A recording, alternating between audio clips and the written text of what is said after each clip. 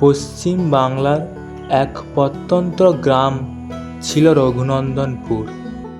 নামের মধ্যে যেমন ঐতিহ্য, তেমনি এই গ্রামকে জাগিয়ে তুলেছিলেন এক সাধারণ কিন্তু অসাধারণ মানুষ, রামচরণ। রামচরণ ছিলেন গ্রামের প্রাথমিক বিদ্যালয়ের একমাত্র শিক্ষক।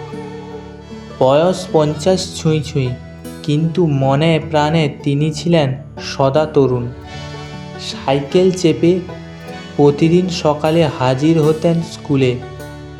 হাতে থাকতো একটি ঝোলানো ব্যাগ, যেখানে থাকতো কিছু চক, রেজিস্টার আর অনেক স্বপ্ন।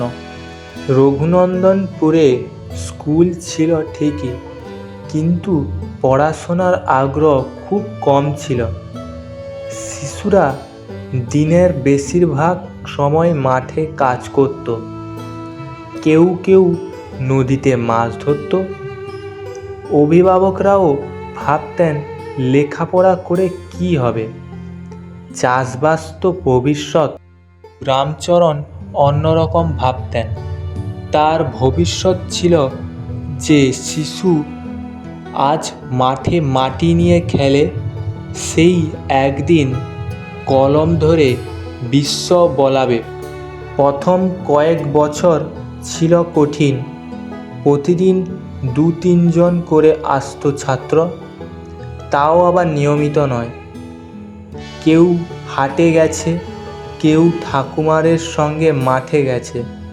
রামচরণ তখন নিজেই বাড়ি বাড়ি গিয়ে অভিভাবকদের বোঝাতেন, বলতেন ছেলের একটা ভবিষ্যৎ দাও, যাতে সে তোমার থেকেও ভালো কিছু করতে পারে। একদিন গ্রামে এক গরিব কৃষক গোপাল তার ছেলে সৌমিত্রকে স্কুলে ভর্তি করালেন।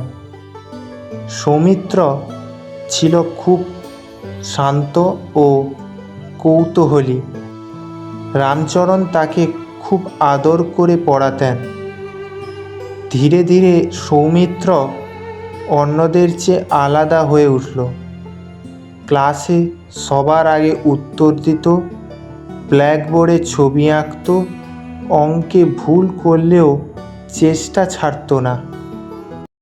তো বন্ধুরা, গল্পে সৌমিত্রের সঙ্গে কি হলো এটা যদি জানতে চাও, তাহলে চ্যানেলটিকে সাবস্ক্রাইব করে রাখো। পার্ট 2 খুব তাড়াতাড়ি আসছে।